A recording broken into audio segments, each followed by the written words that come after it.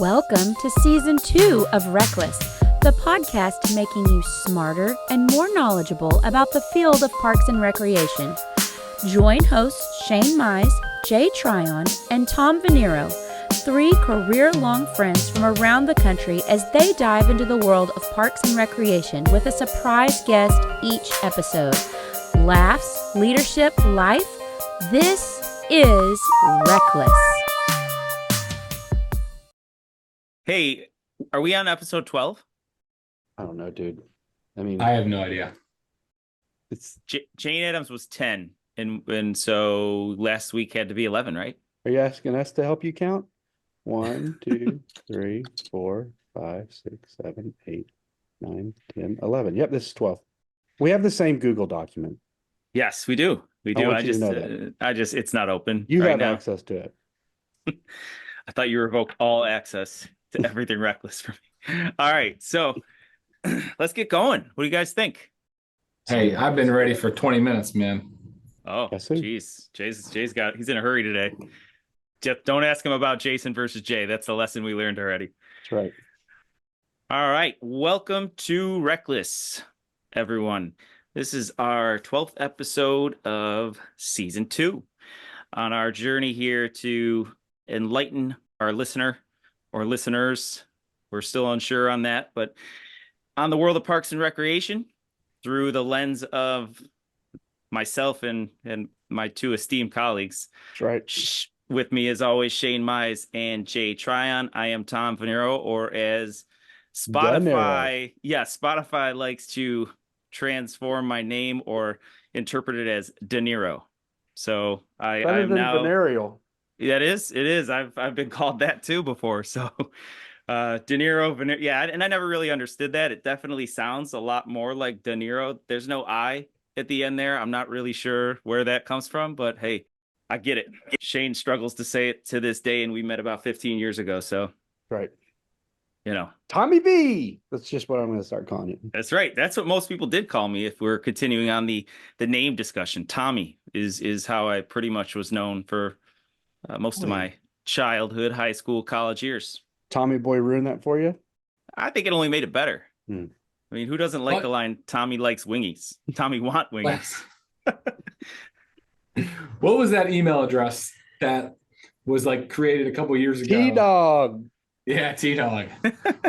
Okay, a couple years ago, it's at least 20, 25 years old. All right, not a couple years ago. T-Dog. All right. This I is, actually I got stays. a message. All this stays, by the way. Hannah, don't edit a thing. yeah, this is going off the rails quick. I got a message yesterday from our friend Jonathan Skinner, and he called me. Hey, he goes, "Hey, J-Dog." Yeah, So yeah, he's got a whole boy band name for us. So yes, I was Yeah, still we- just Shane. It was Yeah, Tom, for some reason. J-Dog, and Shane. So I think your appearance, you don't need anything else. It's that's just probably people true. see you. Yeah. So speaking of messages, I did want to open with a first, right? So Shane shared with us an email from someone who had been listening to the show and referred to themselves as a fangirl. Right. So I don't know if I had a nickel for every time someone said they were a fangirl. I think you all pretty much can guess how much money I'd have. 1 nickel. 1 nickel. So we've got that under our belts. Let's start off with a little discussion. It's going to be kind of a mashup of two of our opening topics that we've had in the past. Tommy, All two right, questions. So yes, Mhm. it is 2 topics, 2 questions, whatever it is. It's got to be 2. Alliteration is huge for me. So, all right. We've discussed with many of our guests moving from one agency to another, moving wherever that may be in your own location or across the country. We also, 2 episodes on the Barbie Hernandez episode, Shane asked the question of where is there a place in this country that intrigues us? And I think I took that, and I believe Jay, you as well, after looking back at the transcript, more as personally. So I want to mix those 2 questions together and ask you 2 gentlemen, if you could if you had the choice to relocate to, and not, of course, if any of our agencies are listening, we're all very, very happy with our agencies. But if you could relocate to any area in the country based on the agency, Parks and Recreation, what what would that be, or where would that be, and why? So, I mean, is there an agency out there that you've admired for years and you just see great possibilities in joining the team? So the question is based on the agencies in that area or a agency in that area? I went with what I was thinking about it, an agency specific. Okay. And the relevance of the location is not applicable to the conversation. I would say if there are perks, great. Like they have great food in the area, but no, that's not really what I'm going for. So an agency we have a high acclaim of, or respect for. If you could choose, because you've just seen the things that they've done, and Pflugerville didn't exist tomorrow, where would you go? I will go first because thank you. It's an intriguing question, and I am solely basing my answer off of some history of conversations I've had and history of a department that is, in my eyes, always been like one of the leaders of producing top-notch staff. Don't take it. And it is Kettering, Ohio. Okay. All right. So I have had a variety of conversations with folks, and one of them started with, Dirk Richwine, who I know we've mentioned on this podcast before. And Dirk was a mentor of mine. We got paired at a conference in Houston, and I do not recall the year. Shane, you might remember. I'm going to guess it was probably 2012 or 13, maybe. Yeah, 13 sounds about right. And that was one of the first times I ever met Dirk, and I got paired with him. We had a couple phone calls, and he came from Kettering. At the time, I was working with Mecklenburg County, and our director, Jim Garges, also came from Kettering.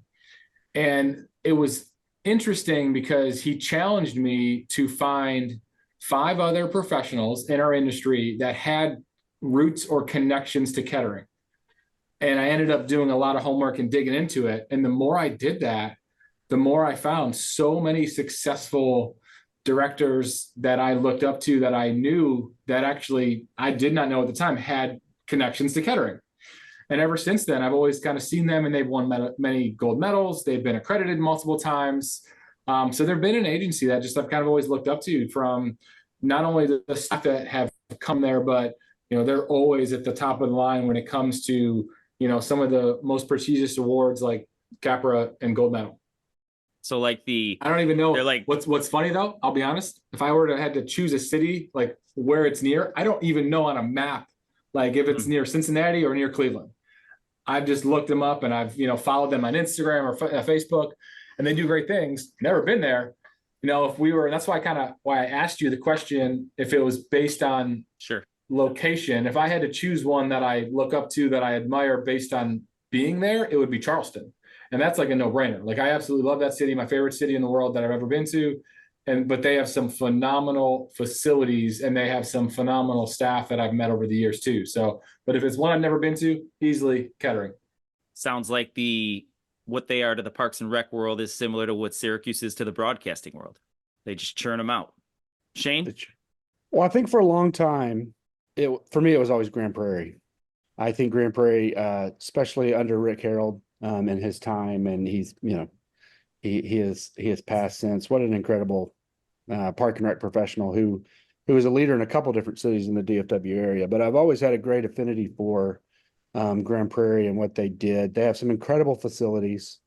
They've churned out some really good staff, and they have a real supportive mayor and council, and they have a really great fundraising structure through 4B sales tax funds and their general fund dollars. That town creates a lot of sales tax revenue from their minor league baseball stadium to some of their Nokia theater, and they have a horse racing track there, and it's an incredible funding source for them. And I've always been real impressed with their facilities and the really creative things they do. And it sounds hollow because that job was available about a year ago, and I did not apply. And part of it is because of how much I'm enjoying my time in Pflugerville and the things I'm still working on. So for years, I would have said if Grand Prairie opened up, I would have applied for it. It was a very intriguing job in that capacity, and I obviously didn't apply. But I think Grand Prairie has always been a town that really appeals to me. I'm just very impressed with them and what they do. If I had to choose, that seems like a lame answer in some ways because it was a Texas town. What I was thinking, if I wasn't allowed to choose a Texas town, probably would have been Westminster, Colorado. I have always been impressed with what they've done there. I know Jason Gink is no longer there, and Ryan Hargness is no longer there either. But it's a town I think reminds me a lot of Grand Prairie in the way that they're always doing really innovative and really creative programming, and it's one of those towns that is in an urban hub, but it's not Denver.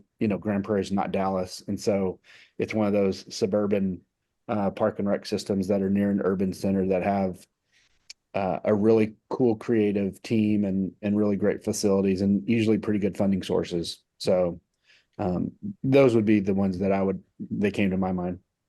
Well, I didn't ask for two answers from either of you, but My bad. I guess yeah. Well, whatever. I guess I could be made fun of for giving two, but you guys can just do it at will. Ironically, though, I did have two answers, so it's not ironic So we at all. had to. It's on we brand. knew you would. Right. So Grand Prairie, I just want to add to obviously some great agencies you mentioned, but Grand Prairie is one of the first agencies on a national scale that I was really introduced to. Went to a session, Rick Harold.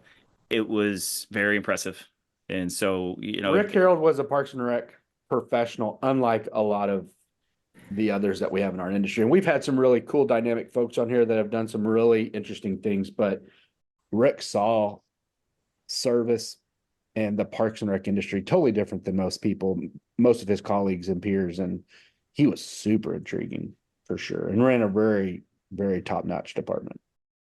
So for me, the one that really stuck out is one that is led by a former guest of ours. And Carmel? Yeah. Carmel Clay. That was what I thought of too. Yeah. I assume one of you might look at that, but yeah, it resonates with me. I'm from an agency that serves two municipalities, so Carmel, Clay, Hilton-Parma. So it's a little bigger, but it's not, I don't think it's it's clearly not the biggest type of system out there, and that's attractive to me, right?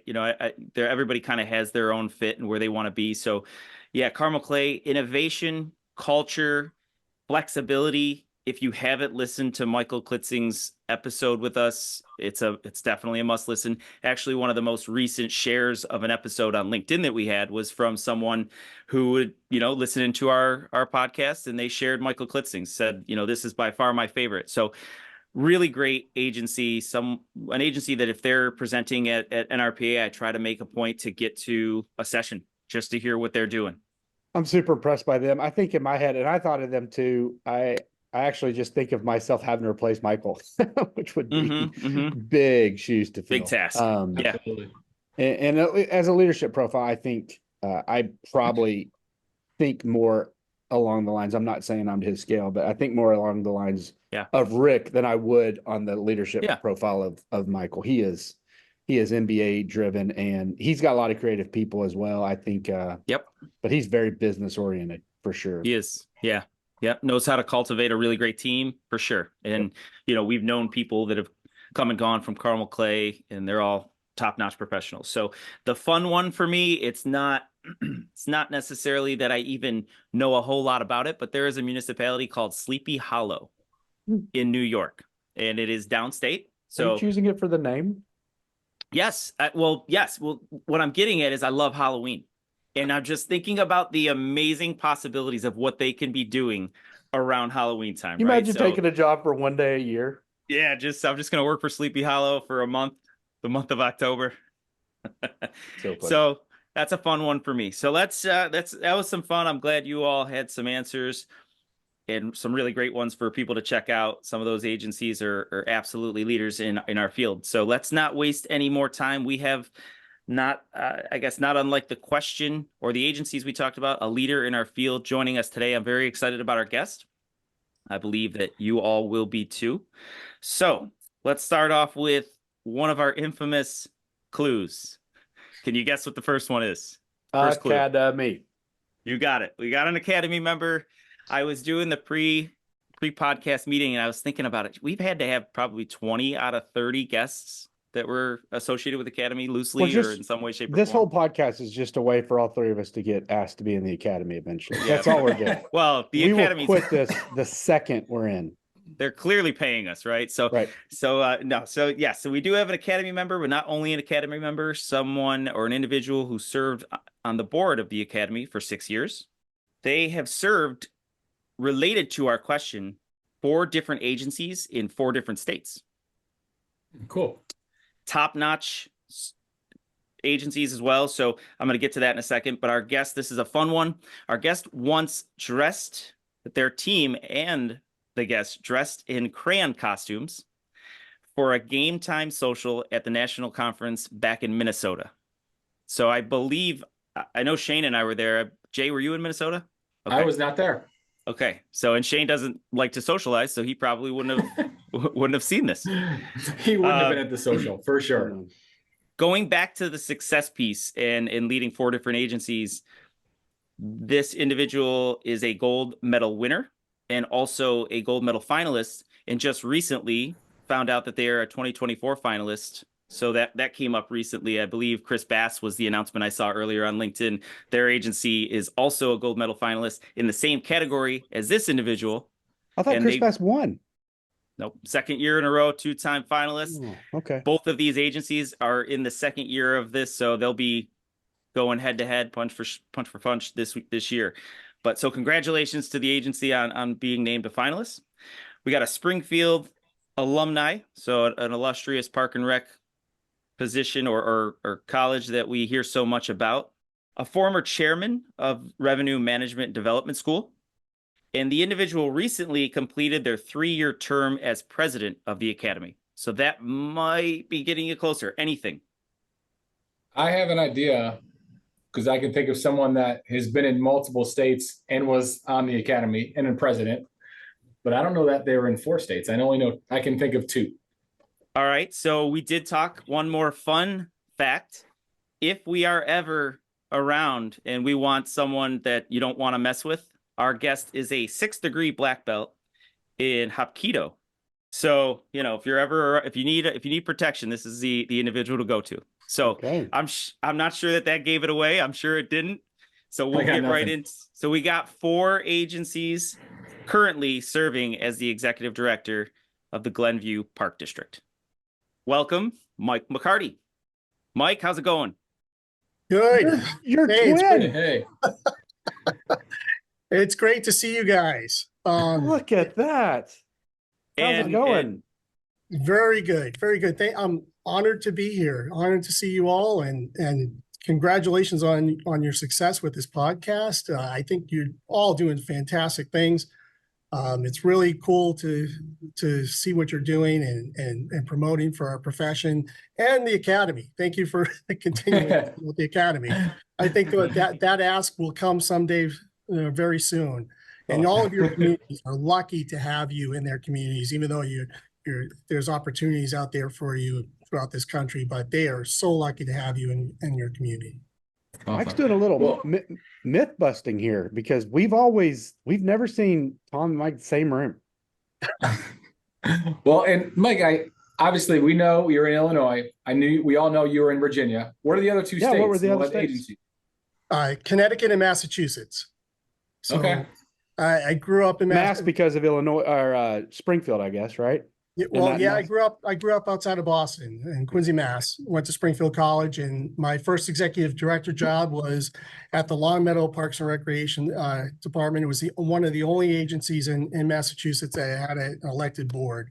It was a great experience. It was nice to actually work as an executive director in an agency that I actually did some of my practicums during my college experience. So it's pretty cool. In Connecticut, I was at the South Windsor Parks and Recreation Department in South Windsor, Connecticut. I was the assistant director there and a rec supervisor. Part of my intro question, and obviously we led into the show today about talking about ideal locations and traveling, and so you addressed that for us in kind of sharing those 4 agencies that you've been with. And really what I wanted to ask you to start off is just kind of take us through that journey a little bit and share with our listeners what, your path to bringing really exceptional leadership. And obviously you've got a gold medal under your belt, and you now have 2 finalists for Glenview. What's that process been like for you, and how have you taken each of the agencies that you've been to the next level?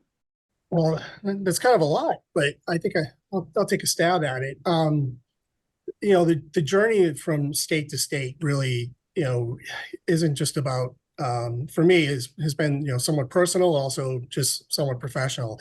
I mean, it's great to hear you talking about some of the agencies that you look to that aspire to be very much like Kettering, Ohio with Mary Beth Damon. I was thinking of Cleveland Metro in my head too, a great agency with Brian Zimmerman, and there's always been some pockets of parks and recreation within this country that I've always aspired to grow and to be part of. Illinois was one of them. Virginia, I think of Florida, California. I do think of Texas. Mecklenburg area, just great. And mostly it's because of, the environment in the community and the belief that they have with the value of parks and recreation, and then the leadership structure that they have centered around that. South Windsor, I grew up in the YMCA system, and my degree is recreation management, and I started in the YMCA, but really gravitated to, municipal recreation. My dad, actually, his last job was working for the parks crew in Quincy, Mass. It was just kind of ironic, but I remember just being that park and rec kid. And so when I became a rec supervisor in South Windsor and the opportunity to grow as an assistant director, when I had the opportunity to apply for the executive director role in Long Meadow, which wasn't that far away, taking over from a legend at the time, Harry Reynolds, who was there 37 years and retiring, it was a godsend. It was a great opportunity. However, there's also was the unknown of like the things that you don't know that you have to fix and work with. My opportunity to go to Virginia was always something on my list, and just so happened a life event with my son when was moving there. So I thought it was a great opportunity. I was fortunate enough to land at the city of Fairfax, and that was really another opportunity coming to Glenview, another life event that kind of led me to come to Illinois with all the great agencies here. But I had the great fortune and honor to be given the responsibility to be the executive director. I've been here 9 years, and just loving it because of the community support that we have here. Each of the agencies I've worked at, I think one of the things that has made me successful, as well as the people around me, has really been trying to lead with, vision, values, strong standards, really having an established vision, but really understanding what the community makeup is, what the organizational makeup is before I even establish what my own internal vision is. Even though my own internal vision of Parks and Rec is that we really are, transformative. We are, we transform lives, we enrich lives, we save lives. I tell people that all the time, and I think that's really what helps me inspire some of the staff. That's my kind of why I'm in this profession. But I've gone in and really try to, help us, collectively work together to come up with that vision, collectively work together to have the values that really drive us and help us make our decisions on a daily basis. And then the standards, how we're going to put those values into action on a daily basis. I think we've been able to do that really well. Fairfax was a wonderful agency to work for. I had a great city manager, really allowed me to be me, which is something that really freed me up to allow my staff, Karen Lucier, Brianne, Katie Mack's there. I don't know if you were there. Mack, Edwin Rivera. We just we were able to put together a really great team that, where they were able to just shine. But having that core base of vision, value, standards really helped with that. And that really helped me coming into Glenview too. The other part that I think has been real successful is really understanding and building relationships, not only with your staff, but with your political leaders, your legislators, and within the community, really delving into the community, really being part of it. I've been a Rotarian since 2003. I really believe in the four-way test. I think it allows me to really connect with people in the community in a very different way than just how we perform our job. I've had some really good mentors, not only in the profession that have given me guidance, but also mentors within the elected boards that I have. There's always been, a few board members that I've learned so much from that have challenged me, pushed me. I think of Brian Knapp, who was on our park board in Fairfax, who was also on the NRPA board for a while. He was great for young Yeah. professionals. When we were he was first great. getting that started, he was on our calls. He was very supportive. For a non-park and rec person, I mean, he was incredible for us when we were getting Super started. smart, super dedicated, hard worker, challenged me from day one. And I love that aspect of things. When you have some board members, I have some board members right now that do the same thing, that just are super engaged to build a good boardsmanship with new board members that have come on, really, get to know our staff, really get to help lead them and support them. Our current board, one of our guiding principles is employer of choice. And I don't think that there's a board meeting or committee meeting that we have that they're not, living up to say, hey, we're employer of choice. We support this aspect of what we should be doing for our team. And that's very helpful. I wanted to follow up. We haven't hit the imposter syndrome topic in a while, but I was real intrigued when you went from rec supervisor to, the executive director the first time, and not so much imposter syndrome, but a question we ask some is, what is something you didn't pay enough attention to early on that you had to learn the hard way later? Probably specifically in that job. I think I think you might have asked Michael Klitzing this question too. Yeah. Maybe a little differently. I think looking back, I think it's really just I think at first, I think it was really getting to know the team, really getting to know people, taking the time, especially first time out. I say a lot to staff, that this is a march, it's not a sprint, what we do. Especially if you're trying to have transformational change and long-term impact. It's an evolution, not a revolution. And I think coming on, you want to prove yourself right away. You want to make sure that, hey, they made the right choice. You want to prove to your staff and try to fix all the problems, that you see right away. And I think, looking back, that's probably the thing I should have paid more attention to, because I think that I've slowed down. I realize that, it takes time to bring people along, and it takes time to there's always going to be the safety things that you have to deal with, the real negative aspects of whether someone's not doing something right, or they're real negative within the team and bringing the rest of the team down.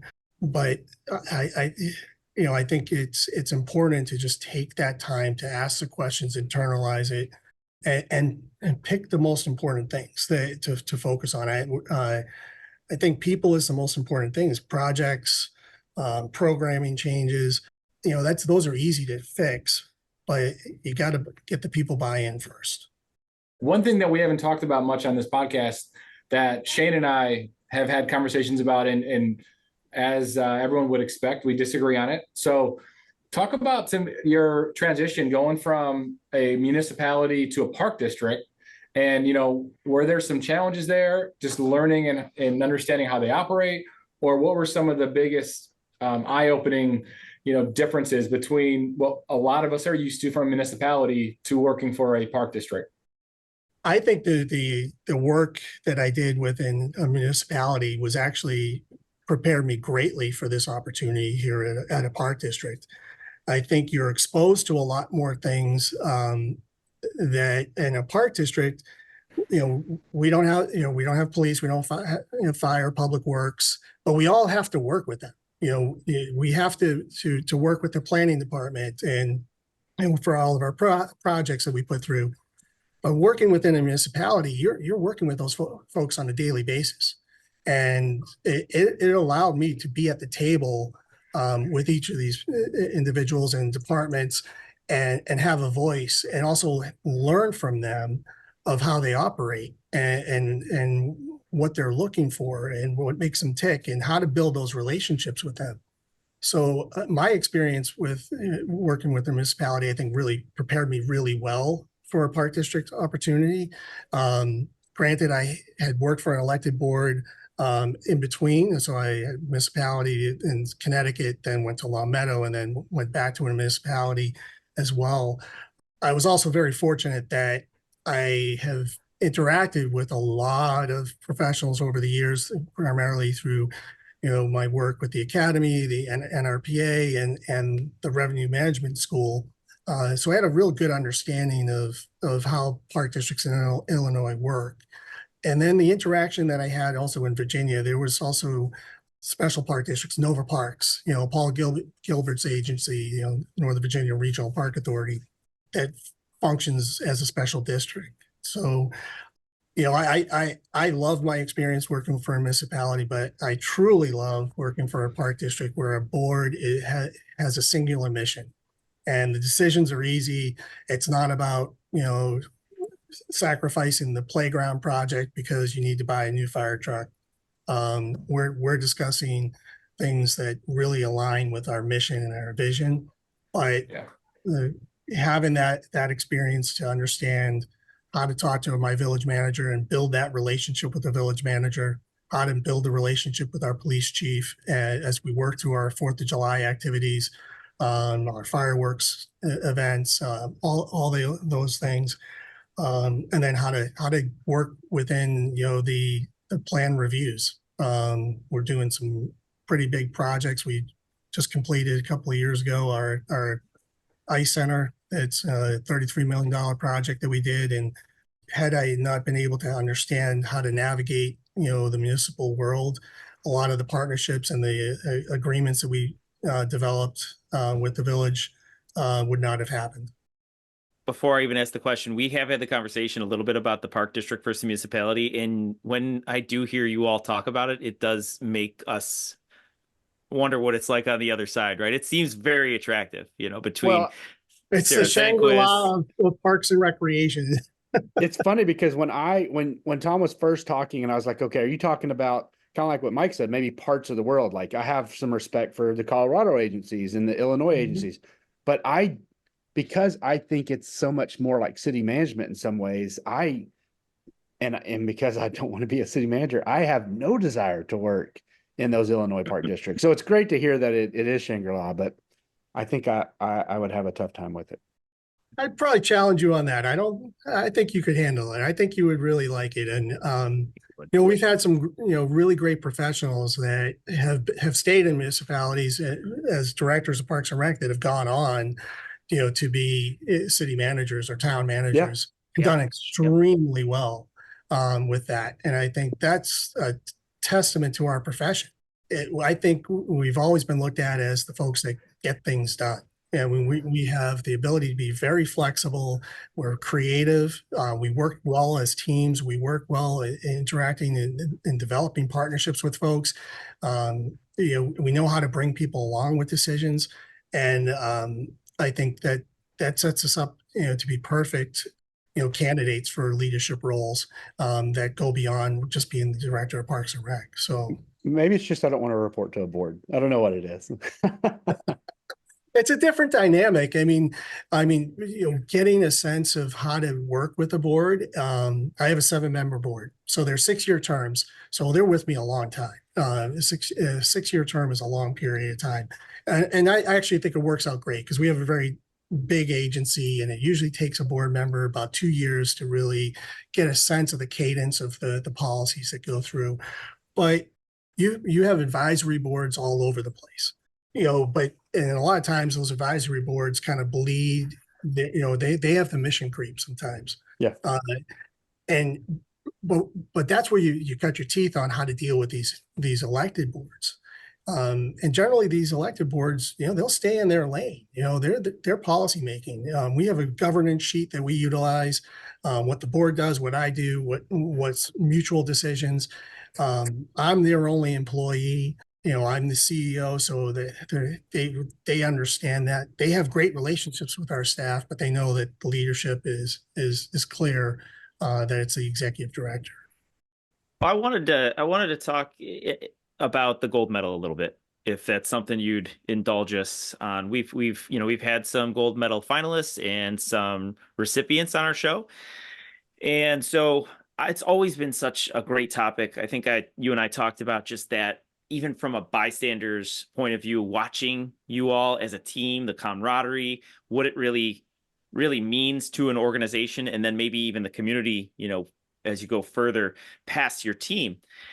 Can you maybe give us just a little bit of an insight of what it, in your opinion, what does it take to build a gold medal standard agency, and what have you done to do that in Glenview? Well, it's a constant piece of work. I think, you're constantly, it's the infinite game. It's not the quick turnaround. So you're constantly working on it. One of the reasons why I've always wanted to try to keep to get my agency and get my team in the gold medal thinking.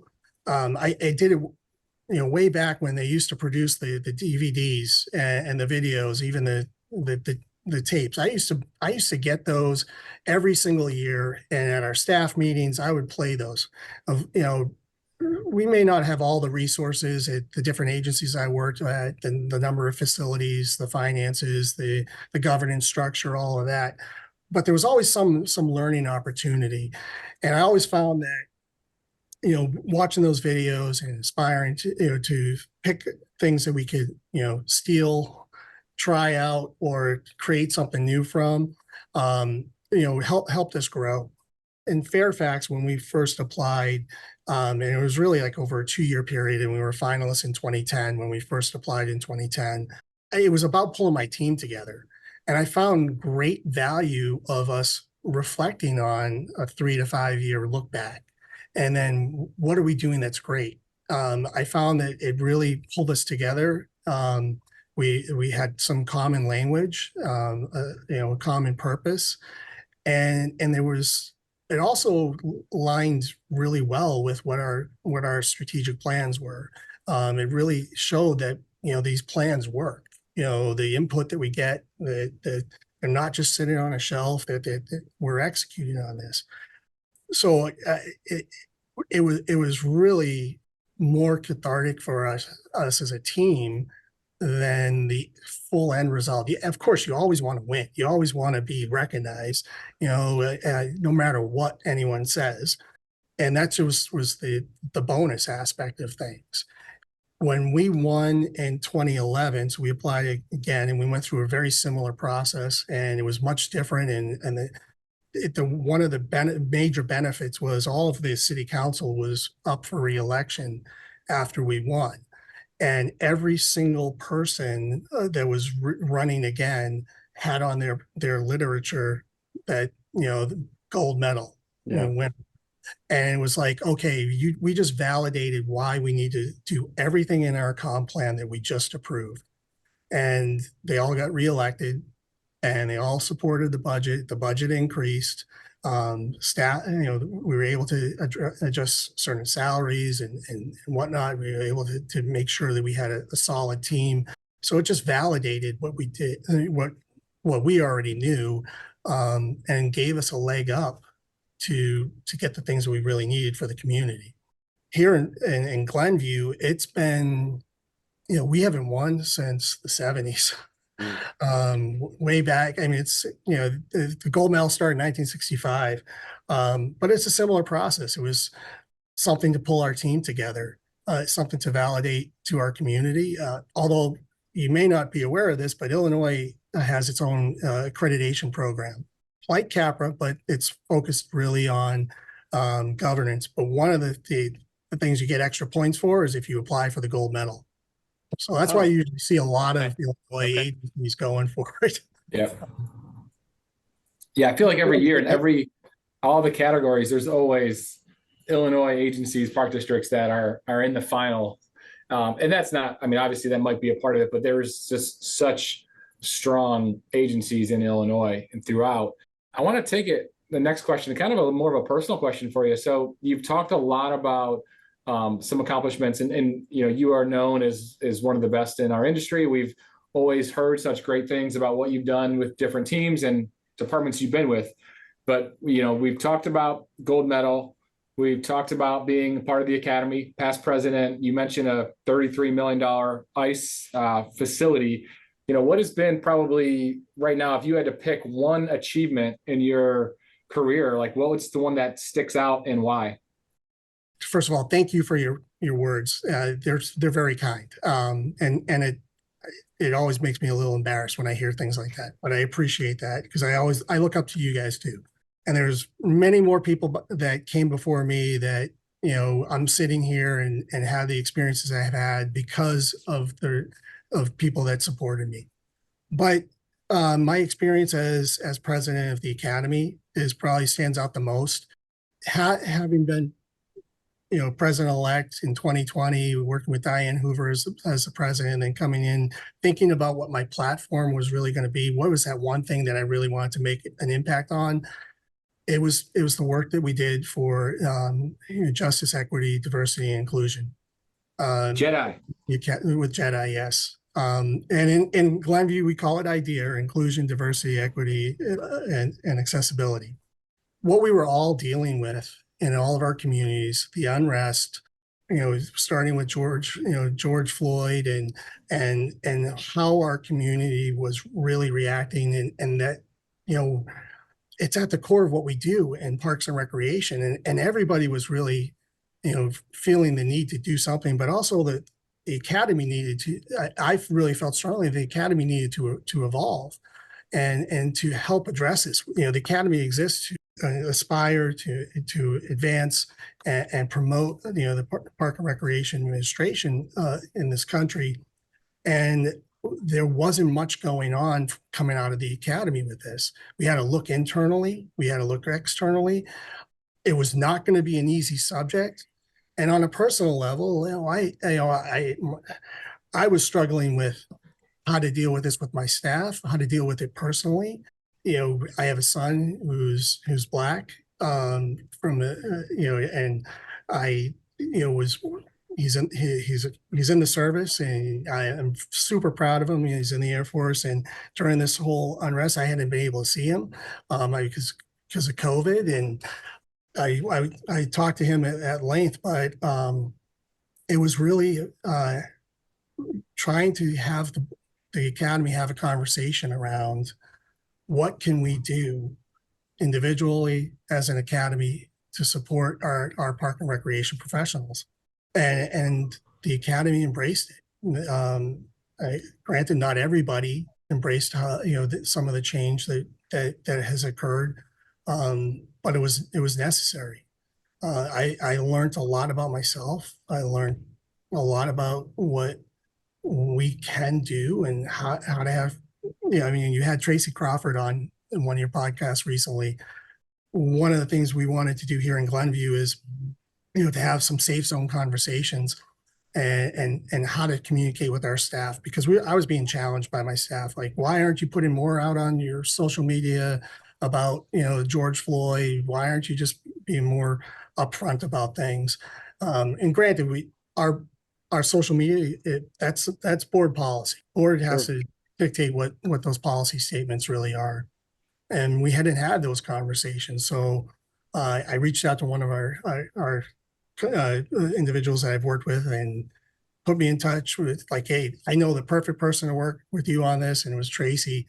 And I'm like, I know Tracy and I have done work together, and we did our safe zone conversations with our staff, and our board heard about what we were doing, and they said, we want to do the same thing.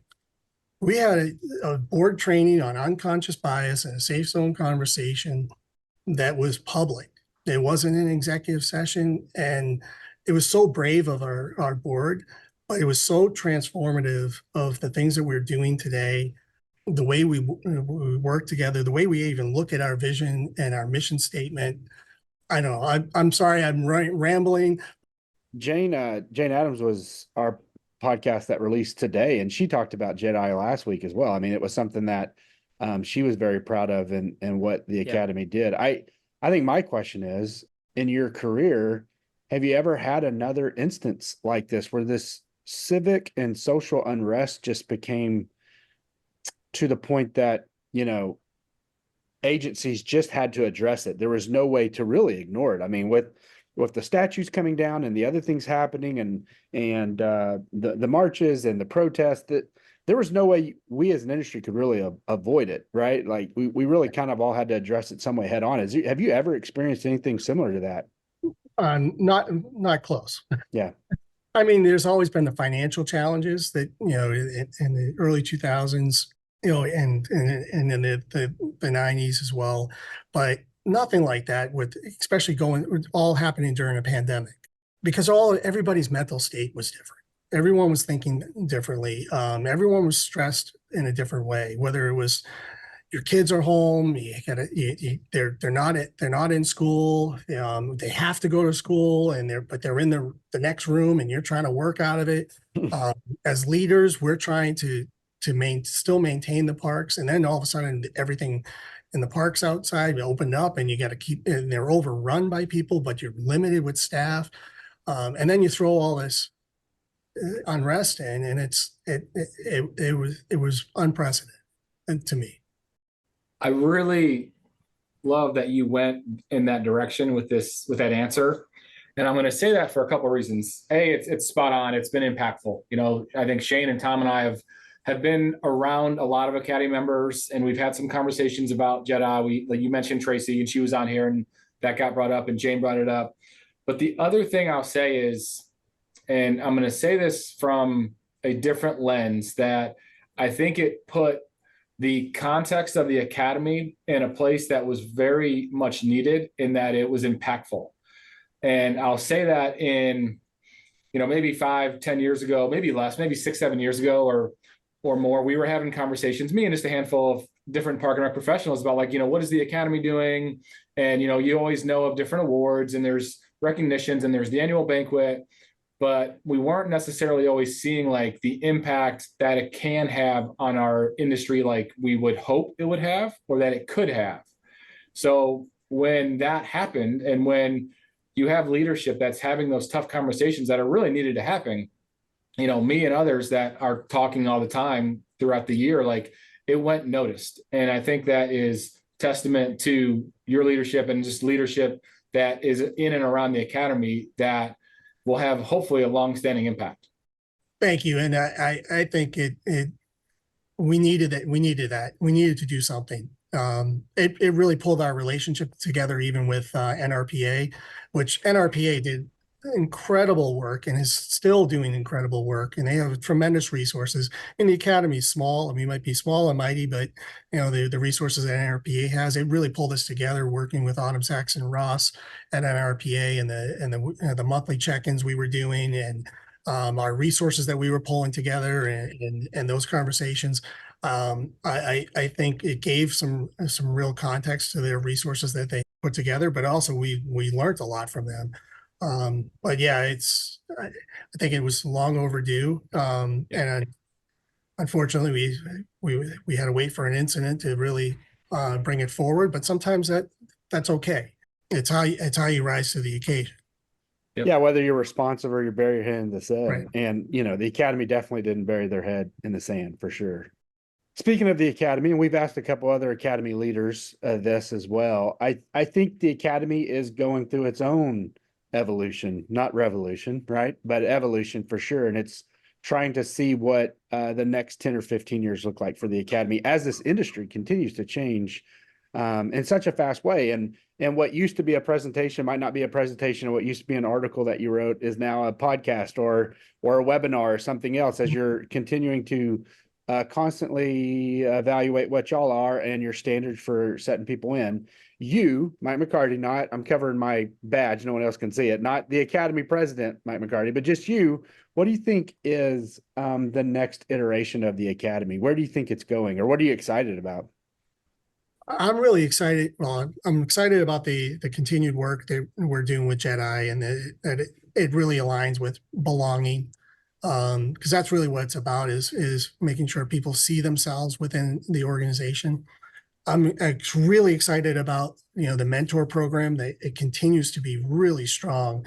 And if anyone listening to this, if you have not been part of that mentor program, it's over 100 plus, mentees and mentors from around the country. And you don't have to be an Academy member to be a mentor. You don't have to be an Academy member to be a mentee.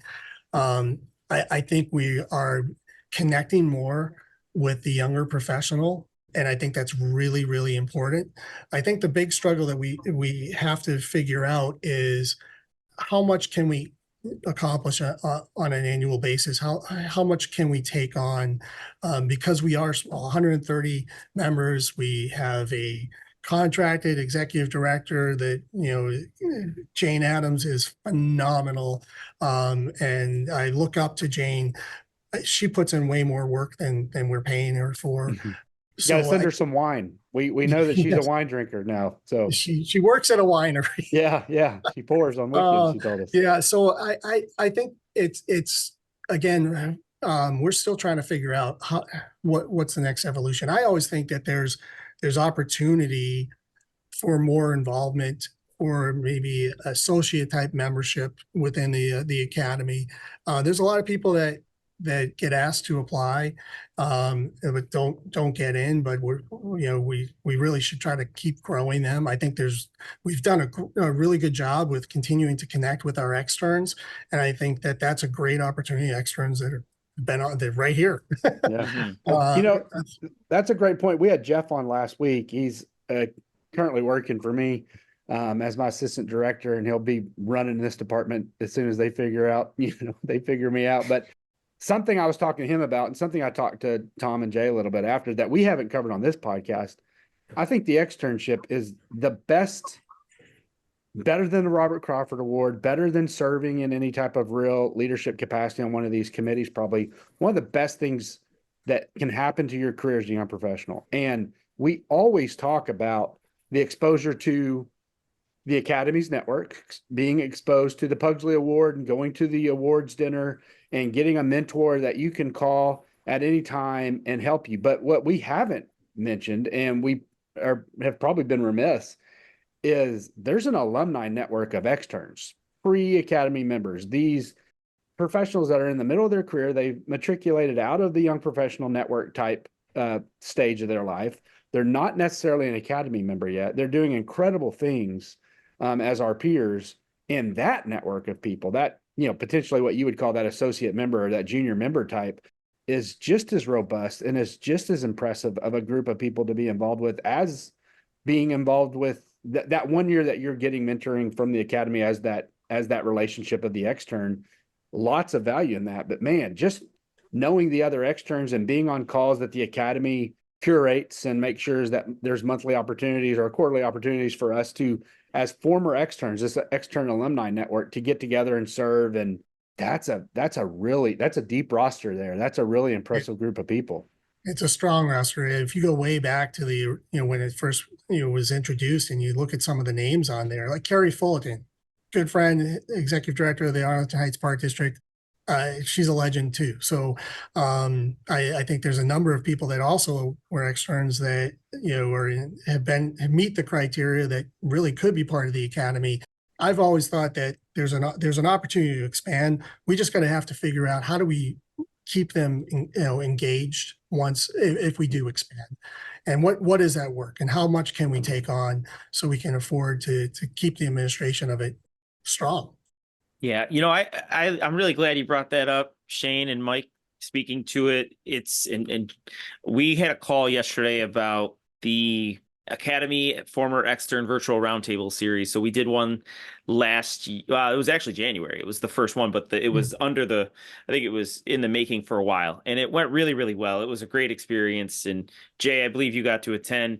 Shane, you came up at the meeting because you were the only one in the group of former externs who was polled if they were interested in this type of thing, who said no, you weren't. So that is on record. I just thought that y'all were going to be heavily involved, and I just didn't want to deal with you any more than I have to. That's fair, I guess. But yeah, so that now is something that's also underway. But yeah, there's quite a few opportunities that the externs have been at least been able to have the option to participate in. And then for the most part, the academy has been so supportive of trying to place them in different areas and on subcommittees or task forces. When you think, Tom, about the NRPA fellowship, which I won, I believe Tom won. Jay, did you ever participate in that? So all of us have done the fellowship, and all of us have done the academy externship. And on paper, you get a mentor, both of them. You get your lodging and your travel paid for, both of them. So you get to go to conference for free, and you get paired with a mentor. That fellowship is one and done. Never think about it again, other than the fact that I was paired with Linda Katowski, who is an academy person. Other than that, I've never thought twice about the fellowship again. That externship is something you're in even if we're not in the academy community, we're in the fraternity of former extern members, and that lives on. There is no fellowship. We don't fellowship alumni, former fellowship members don't meet. We don't get on a call. And so the value, even though it's the same thing on paper, is so much richer to be an extern than it is to be an NRPA fellowship winner, for sure. Yeah. Well, yeah, and I think that's a testament to a lot of the academy members that really they're in the academy for a reason. They really care about people. They really care about growing the profession, and it doesn't stop once you show up to your conference and it's over. It's I look forward to seeing you guys and having conversation. I follow you, like trying to figure out what cool things you're doing, because I want to learn from you. I mean, that's what we're all about. You had led into my next question perfectly, and we talk about getting paired with so many people as the externship program, and you go into those rooms, and most externs probably don't have an idea of it or the magnitude of it until they're actually in it. And then you go to the banquet, or you might be able to serve as a buddy and get kind of re-ingrained in that situation, almost as if you're an extern again.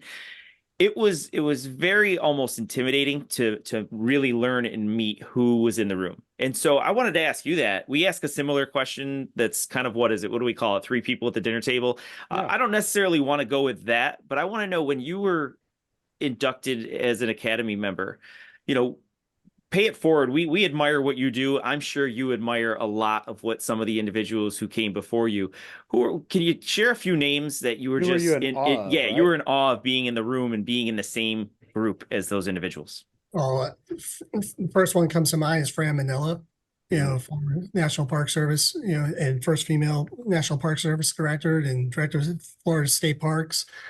Just in awe of her, breaking the glass ceiling, having opportunities to interact with her. I think of, Tom Lovell and Lee Summer, Missouri. Got a chance to work with him at the Review School Board, and just looked up to him tremendously. Always been a big mentor of mine. Arnie Biondo. I think Jim Gargis is another person you mentioned earlier. I was in awe of I had the opportunity to be asked to apply for the academy, and fortunate to get in, because these are, some of the legends. John Potts, you look at that list of, Walt Johnson, Great Lakes regional rep for NRPA, and started the aquatics management school, and, just another legend, and that has been there, done that, and still giving back. These are the people that I just was like, I can't believe that I'm here, and I'm going to try to take every opportunity I can to learn from them, contribute, give back. I don't think there's been a year that I have been in the academy that, I haven't sat on more than one committee to participate, being a mentor as well, because I just feel like that's what we're supposed to do. And people did it for me to get in, and I'm going to continue to do that.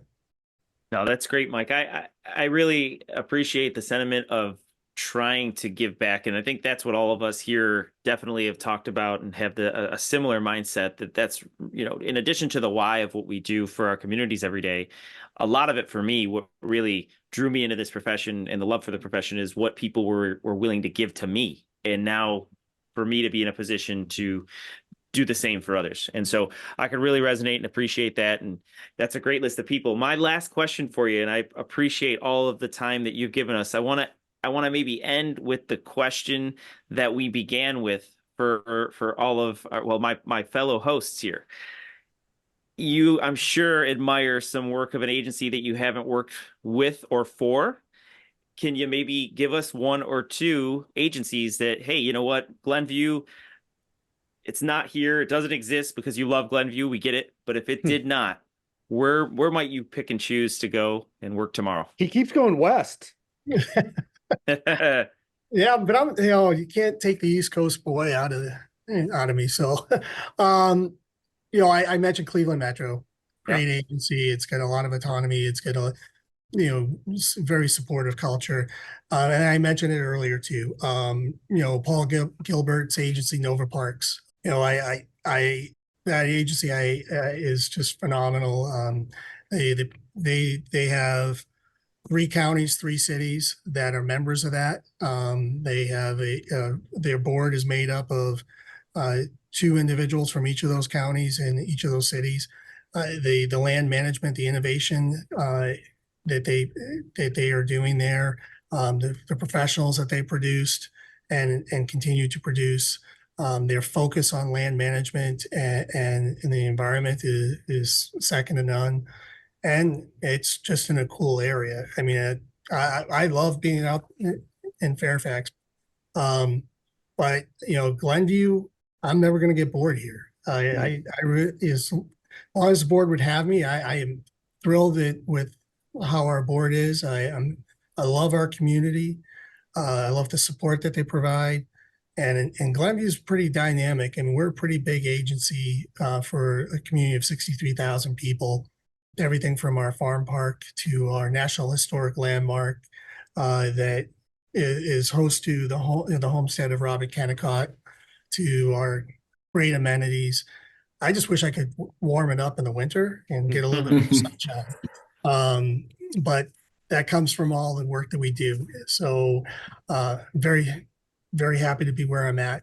You mentioned you're an East Coast guy and you're really loving the Midwest, and we love to put our guests on the spot. So we're going to try to make it where you can never go back. What does the Midwest do better than the East Coast? Nothing. Oh, no. He's gonna have something that's keeping him there. The cheese curds are really good out here. Awesome. That's great. Thanks for being on. Steak. I gotta say. Okay. There we go. 16 miles outside of Chicago, you can get a great steak anywhere. That's what I'm talking about. Tough to find a good oyster or a lobster, but we do love talking about our food on this. So that's a great note to end with you today, Mike. Thank you so much for joining us and giving us the time. I had a blast. You're welcome. You guys keep doing what you're doing. Keep being the leaders in our field, and I look forward to seeing you guys in person sometime soon. Yes, sir. Thank you. All right. Thanks, Mike. This has been great. Bye. That was really good. We're myth busting here. We're doing yeah. It's you guys are going where no man's gone before here. Yeah, your theory is incorrect. I got to tell you, I am flying as blind as ever right now. The fact that I can even hear you and you can hear me is a whole nother myth. I've never had anything like this happen before. It kept cutting out and freezing me. And then just about 4 minutes ago, right before I asked the last question, so that's why. Anyhow, right before it has improved not seeing you. I don't know what Jay thinks. I was gonna say, I'm just glad it's not me. Usually I'm the one with tech issues. I know. Y'all can't just make fun of me. Completely black screen. The mouse is not moving. I'm just rolling with it at this point. It's an improvement. Well, for a good 9 minutes, it was just your picture was frozen and you were making an odd face that I should have just screenshot. Yeah, we probably could still go back and screenshot. Oh, I'm gonna screenshot it and we're gonna share it when this episode goes live. I want everyone else to see what we had to look at for most of this. what you subjected our poor guest to for most of this podcast. Yeah. Well, hey, we got through it. It's the biggest shit-eating grin you have ever provided us, and it is amazing. Yeah. I've heard I could do that.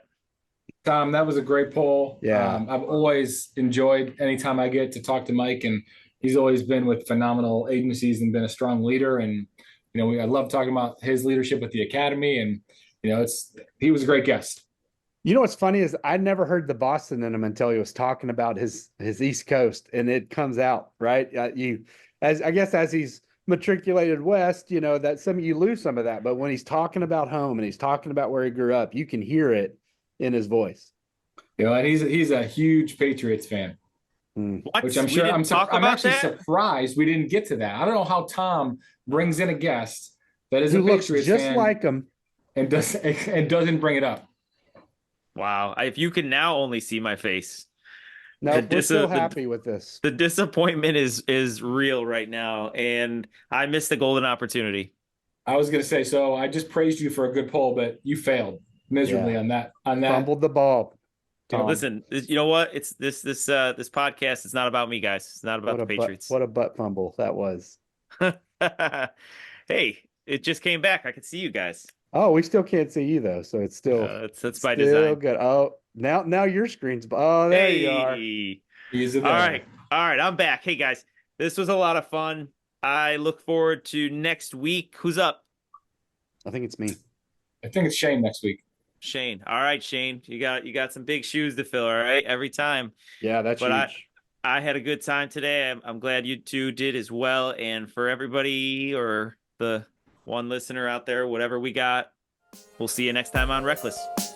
See you next time. See ya.